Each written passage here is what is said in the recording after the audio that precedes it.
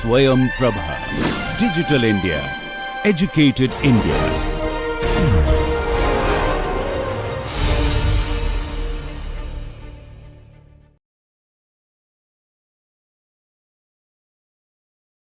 Hello and welcome to the first live session of the MOOCs course on economic growth and development.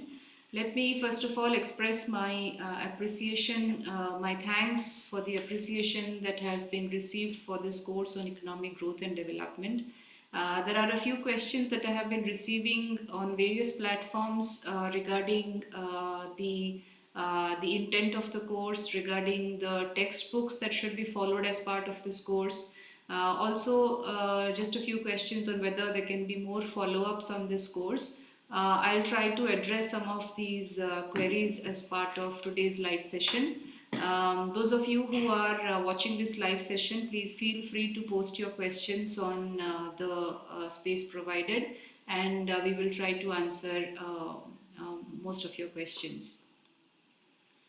Let me begin by, I have prepared a small PPT for today to answer some of the most general questions that we have received as part of this course. Let me run through the presentation for the benefit of all the viewers.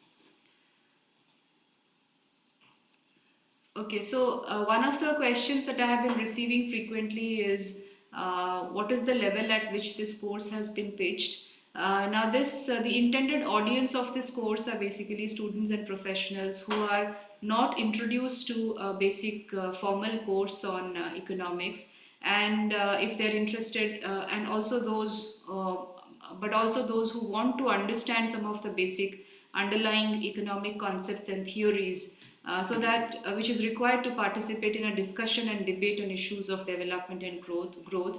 And therefore this course has been introduced at a very basic level, wherein you get to understand some of the basic concepts of economic growth and development. What I tried to do as part of this course is balance the materials on economic growth and development from standard textbooks. And to break the monotony, I also took some general lectures on how do we understand this dichotomy between global north and global south, because most of the discussion surrounding growth and development takes global north and global south as some of the reference points. Also to understand the experiences of the developed and developing countries and on human development. So students who are looking for a more advanced course on economic growth and development can refer a few other courses that are available on the MOOCs platform. But this course on economic growth and development is pitched at a very introductory level and mostly targeted at students who have not had any introduction to any economics courses, and therefore this course does not have any prerequisite, and it is free to be enrolled, free to be credited by anybody who is interested in general issues of development. We will hopefully be able to come up with a more advanced course to follow up from this course sometime later. I have also been receiving questions on personally as well as on the portal and on various YouTube channels, that what are the texts and references. Now, as I said, most of the materials that you have seen in the course have been taken from standard textbooks on economic growth and development. In some lectures, I have referred to a lot of articles that I have used as a part of a general lecture. But there are two important textbooks that I have highlighted on the PPT. One is by Michael Todaro and Stephen Smith, Economic Development, and the other one is by Debraj Ray on Development Economics. These are standard economics textbooks that are followed, and I have relied heavily on these textbooks to be able to provide you a basic introduction to economic growth and development. But over and above these basic text, I have also referred to these references. I have introduced you to the World Bank, the World Development Indicators to the World Bank publication. The website, theglobaleconomy.com, is a very interesting website for all of you to compare the development indicators across different countries. So it is you are requested to follow that website to be able to compare these development indicators. Another very interesting textbook for those who are interested to dig deeper into the questions of debt and the International Monetary Fund, the World Bank Structural Adjustment Program is the one that, can you go back to the last slide? No, the previous slide. Previous one. The next one. Next one. So the first reference being shown on the first list of texts and references slide, Eric Tosa and Damien Millet, Debt, the IMF and the World Bank, 60 questions and 60 answers. This is a very interesting book for beginners who are trying to understand the structural adjustment program and the changes that came about in the post-globalized world. So it is highly recommended that you go through this textbook. Some of the other references that I have used frequently are the Human Development Reports of the United Nations Development Program. All of the reports are available online. You can also download summary reports of the Human Development Reports. One paper that I used for my general lecture was a human development research paper on human development trends since 1970, a social convergence story. Now the good thing about these papers is that they are easily available online. You do not have to pay for anything. They are easily accessible. You can just download these papers and read them. And of course, a few other articles that I have mentioned are purely optional. It's up to you whether you want to read them or not, but it will be sufficient for you to just go through the texts that I have mentioned. I received a query on the portal regarding the Harrod-Domar model similarities and departures. There was a question which mentioned that, probably in my lecture I said that I will be looking at the similarities and departures between the Harrod-Domar model, but apparently I have not done that in the lecture. But I went through the lectures and I realized that this is a part of the lectures that I have already taken. So I'll just very quickly and briefly remind the students about where these similarities and departures appear in the lecture. So in lecture 6 of the course, we begin discussing about different growth models. And if you remember, we have discussed a lot about different kinds of growth models, and there is a reference to linear stages of growth models. So Harrod-Domar model comes within the domain of linear stages of growth models, and they can be considered as the first generation of economic development models, which was formulated in the early years after the Second World War. And these models basically focused on the idea of massive injections of capital to achieve rapid GDP growth rates. And Harrod-Domar falls into this category. They emphasized that massive investments are the most important drivers of economic growth. So they were mostly looking at the supply side of the economy. Harrod was mostly looking at the supply side of the economy, but the Domar model then came in and started looking at both the supply and demand side of the economy. And they said that investment plays a very key role, and therefore every country needs capital to generate investments. But of course, there were challenges to these linear stages of growth models. And these challenges were thrown mostly by economists such as Chenery and Morris and Edelman, who said that development process is actually quite non-linear. So they said that they posed challenges to Harrod-Domar model, and they said that growth does not necessarily pass a linear stage as far as different countries are concerned, and they may pursue different development paths and economies, and therefore may miss the stages as is shown by the linear stages of growth model. So in sum, what they were trying to say is that growth does not pass through different stages of development, and therefore all countries need not uniformly pass through these stages of development.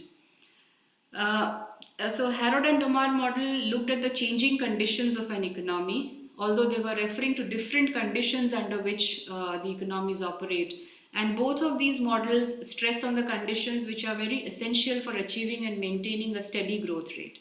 And according to them, capital accumulation and investment play a very crucial role in the process of growth.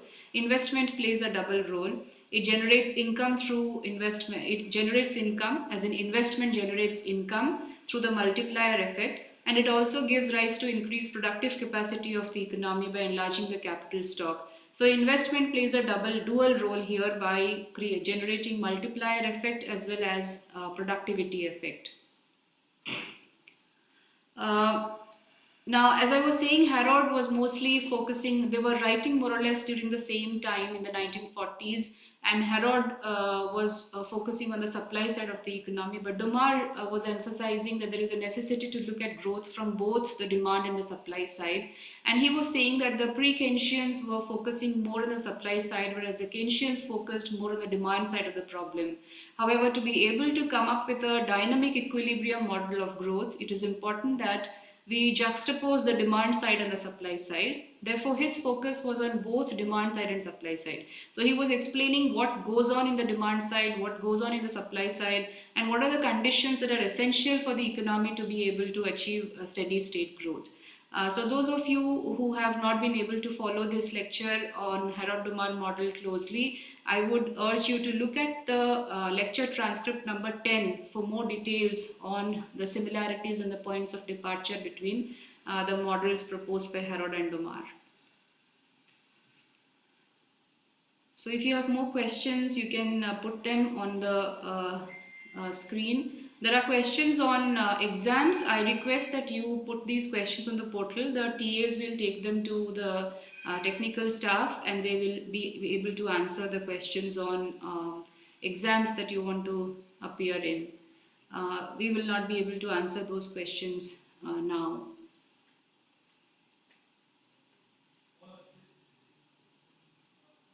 If you have any questions related to the course, please feel free to ask them now.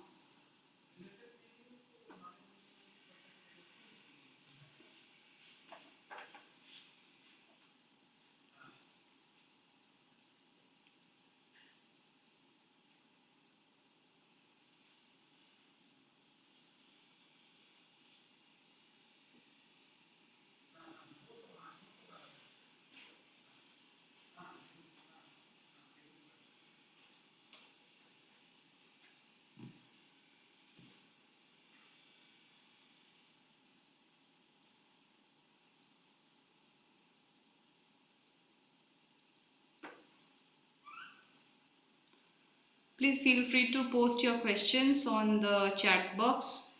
If you have any questions related to the course, exam related questions can be put on the portal, and the teaching assistants will take it to the technical staff and they will answer those questions.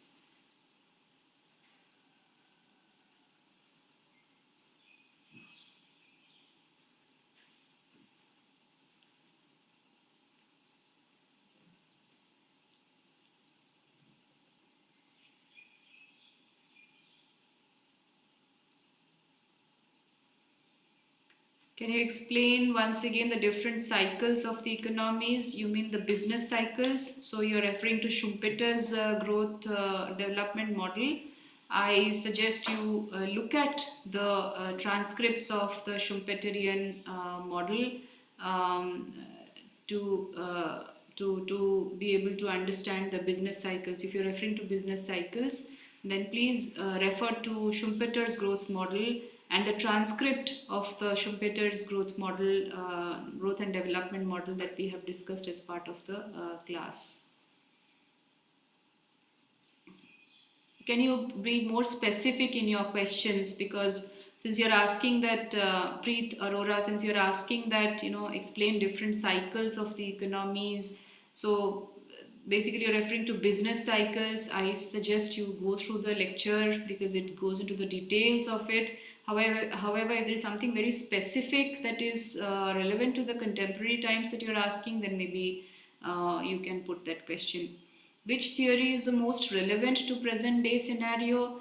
Now, this is a very interesting question, but But of course, one of the reasons for looking at the history of development and growth models is also to understand the relevance that these models have for the present times. We cannot say that these are which model is most relevant, because most of the models have their pros and cons.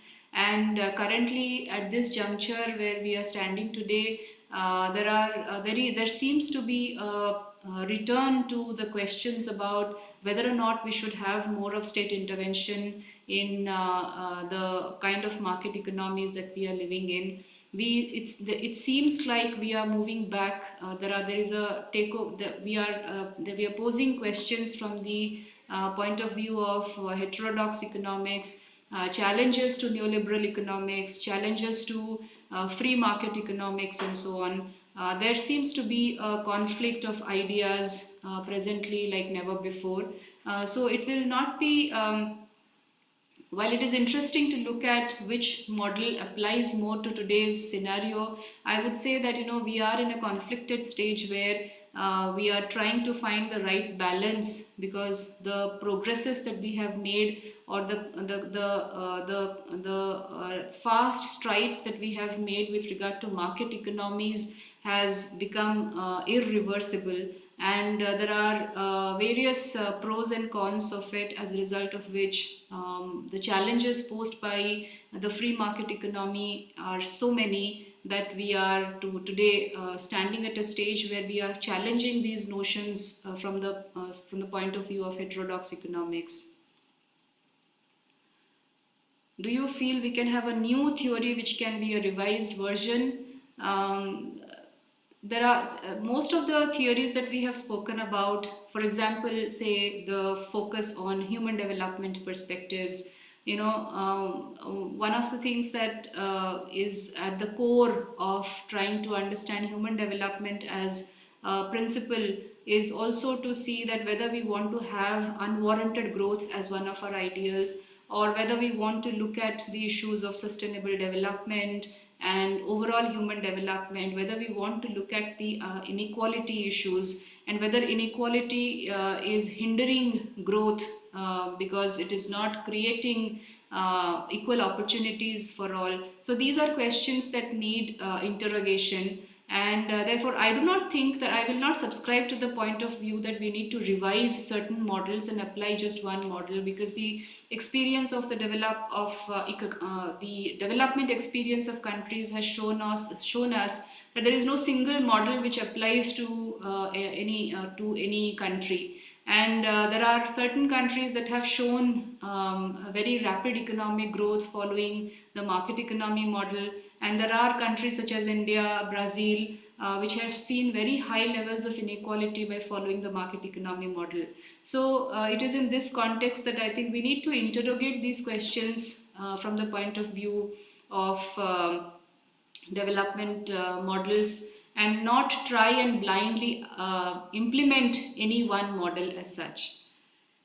What are the pros and cons of free market economy? Maybe it is not under the course of syllabus, but I just no, this it is a part of our syllabus, the pros and cons of free market economy. Now, what is a free market economy? When we are saying free market economy, we are basically saying less intervention of the state, or the or the lesser amount of intervention of government in provisioning of goods and services. So, for example, when we talk about food as an economic commodity or an economic good, then whether we should have public provisioning of food as a commodity, or we shouldn't. If we are allowing completely free market as far as provisioning of food is concerned, for a country such as India, where there are large numbers of people, millions of people who do not have access to regular incomes to be able to purchase the required quantity of food from the market, and given the kind of inflationary rise in food prices that we have, is it possible that we can have such market provisioning of goods and services without an active intervention of the state? These are questions that we need to ask when we are trying to interrogate the question of the pros and cons of market economies. So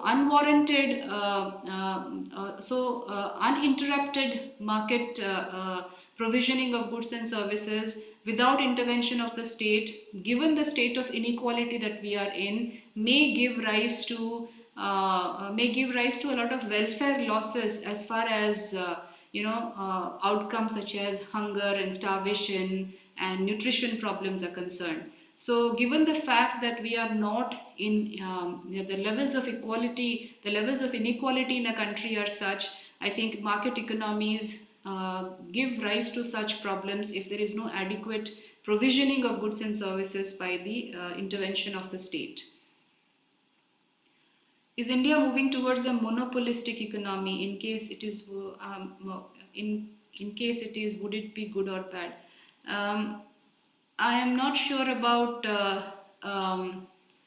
monopolistic economy. What do maybe you can ask this question with the help of an example. Then we can take up this question. What do you mean by monopolistic? If India is moving towards a monopolistic economy, you mean ownership of industries by certain groups, or what is it? Because it seems to be a very general question.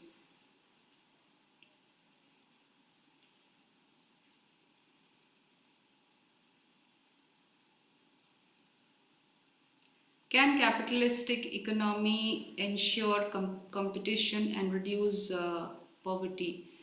Now, in theory, capitalism does promise reduction of poverty through increases in competition, but in practice, capitalism has created islands of poverty and huge islands of poverty amidst amidst competitiveness, and that is the reason why the human development practitioners and human development as a theory comes in as a challenge. And I keep referring to human development as a theory because this is the one challenging theory that we have taken up as part of this basic course on economic growth and development. But there are various other theories that have come up in challenging the capitalist model of growth, capital accumulation and growth and development.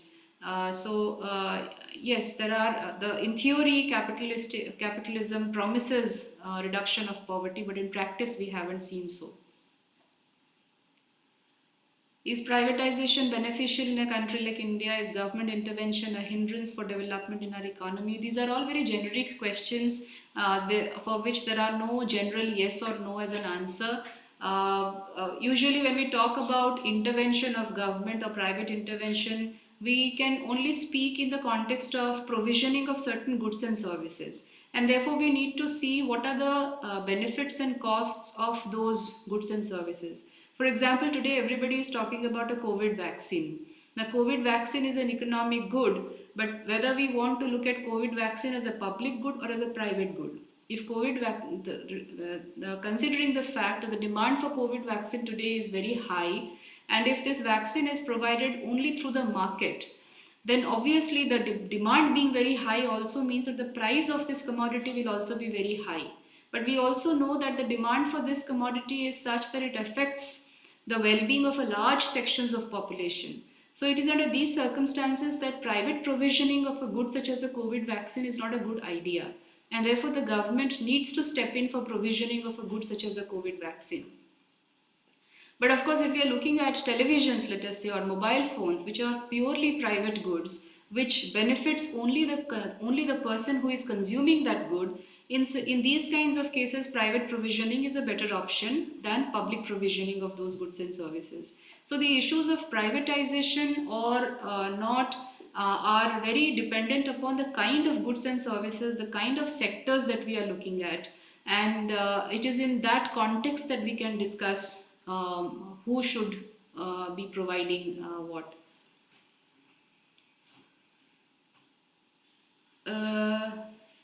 Like railways and telecom and even banking sector moving in the hands of private groups is a monopoly underway.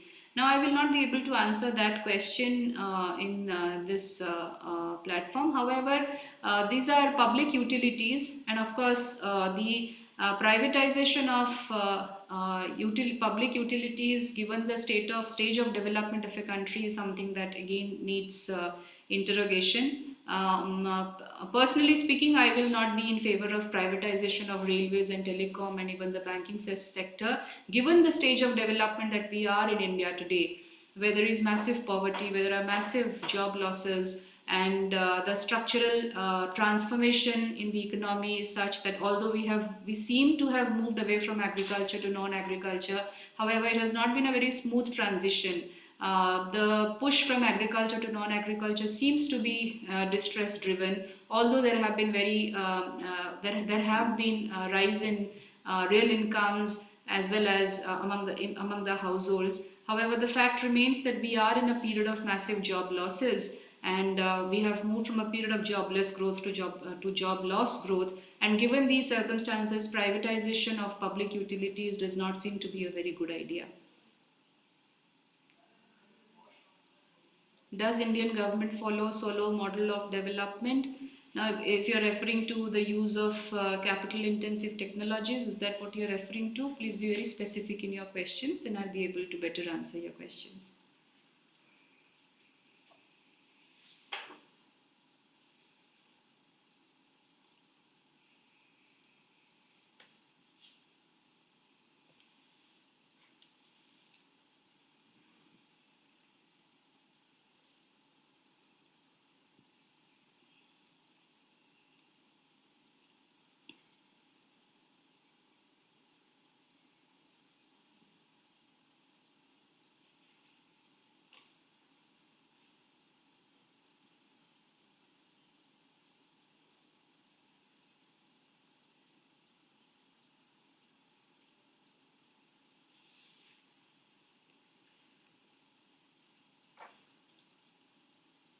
Okay, Preet Arora, I think, had a question on stagflation. So stagflation is a situation where you have a slowdown in the economy as well as very high rates of inflation.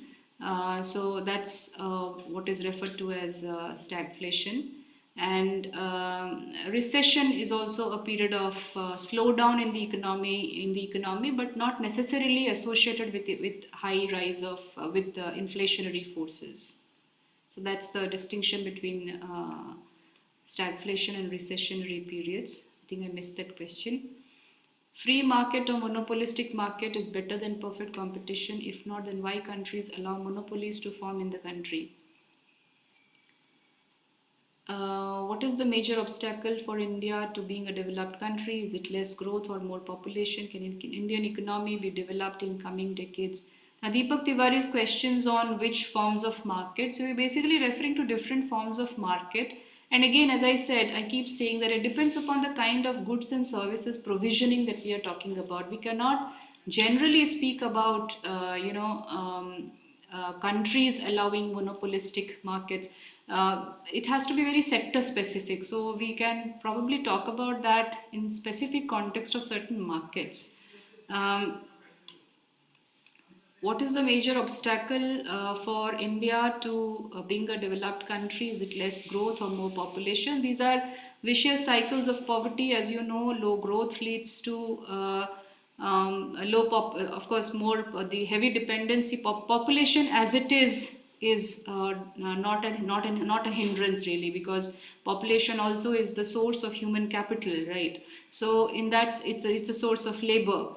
What becomes a hindrance is obviously if we have very low quality of labor, and if we have very low levels of skills of labor who are not being able to gainfully be employed in different sectors of the economy. So that's that is what becomes a major hindrance to growth of an economy. And obviously, human capital is dependent upon a host of other factors. What is the kind of education we receive? What is the kind of health facilities we receive? What is the kind of housing that we have? So all of these factors go towards determining the quality of human capital. The current situation, do negative interest rates look like a possibility in economies like India? Please be a little more specific in this question. Negative interest rates in which sector?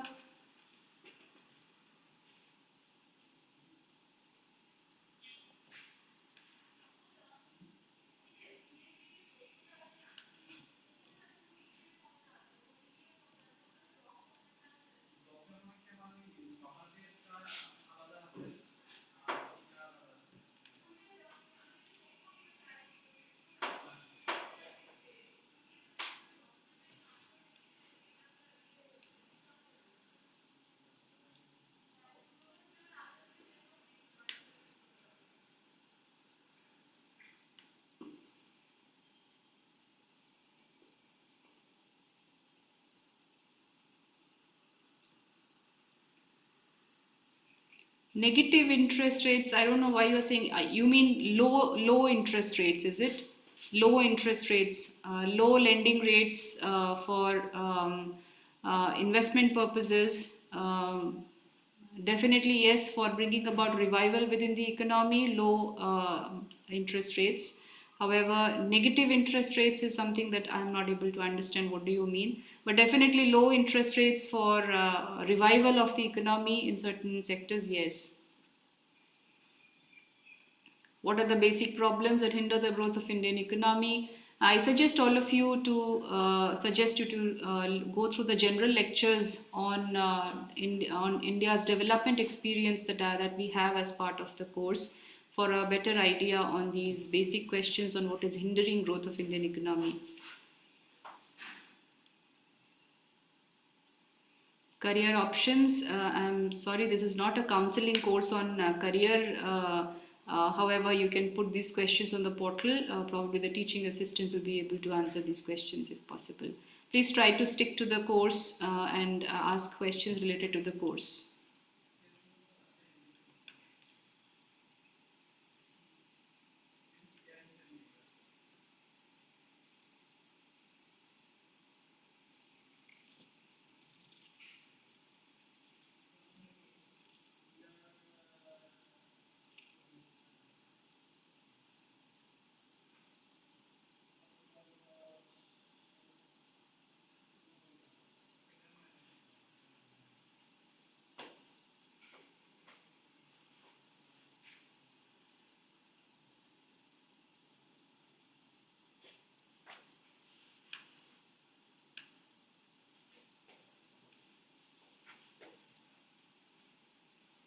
Aruni Tripathi, I will not be able to take that question on Joe Biden and the US. Is elasticity in the economic policies good, or government should continue on same policy for a long run? Again, please be more specific to the policy that you're asking, Rajat Rai. Please be very specific about which policy you want to have an opinion on.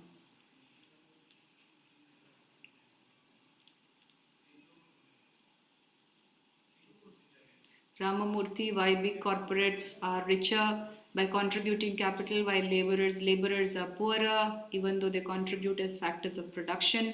Now, if I have to really reframe this question, you're basically asking that the labor share, the wage share in output is actually very low in countries such as India. Even though output has been growing, as the growth story of the 2000s has shown that India has seen very rapid economic growth, and particularly growth of output. But if you see, if you look at the capital share of output and the wage share of output, the wage share of output does not seem to have grown so much. As a result of which, even if we have had very high rates of growth, high rates of growth has not really contributed to high rates of employment in the economy, and that is the major discussion today, that the proportion that growth was contributing to employment in the 1970s and the 80s is not contributing as much, and which shows up in the lower levels of development of labor in countries such as India.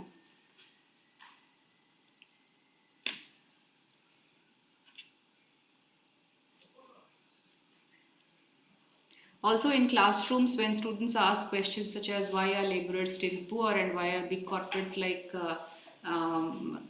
the industrialists richer in terms of contribution of capital, one of the questions I asked the students to start interrogating also is to see how much do we pay our labor, and what is the rate of growth of real wage rates in India, how fast have wages in India grown, the real wage rates in India grown, and that will probably give you the answer as to why the conditions of the laboring class in India, countries such as India, is very low. The pace of growth of labor wages in India, in countries such as India, is very rigid in a way, and that is a question that needs interrogation.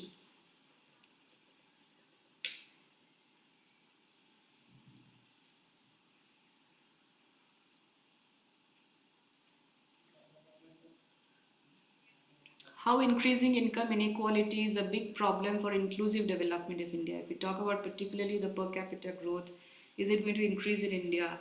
Now, income inequality obviously becomes a hindrance to economic development in more ways than one. And this is something that I think we have discussed in detail as part of this course.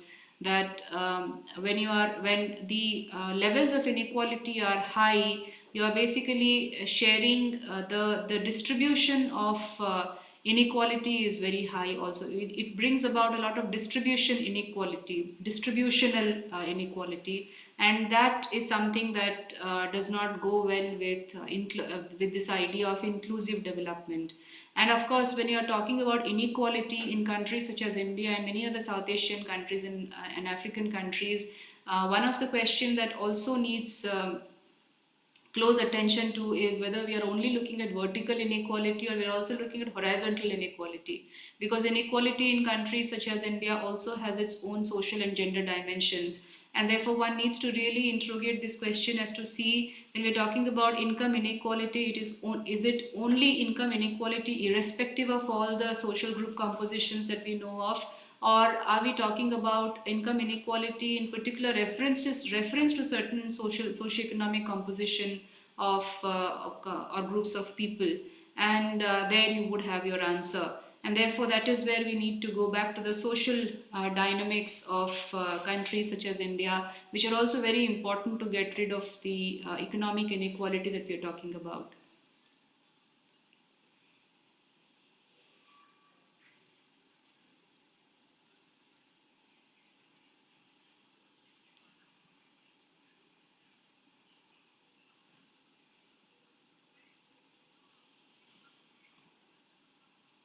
Regarding export-import policy of India, I will not be able to answer this question. We have not taken this as part of this course. Please try to stick to the materials that we have taken as part of the course. I request all the exam-related questions to be put on the portal. The teaching assistants will take the questions to the technical staff, who will be better able to answer you the questions on exams-related matters.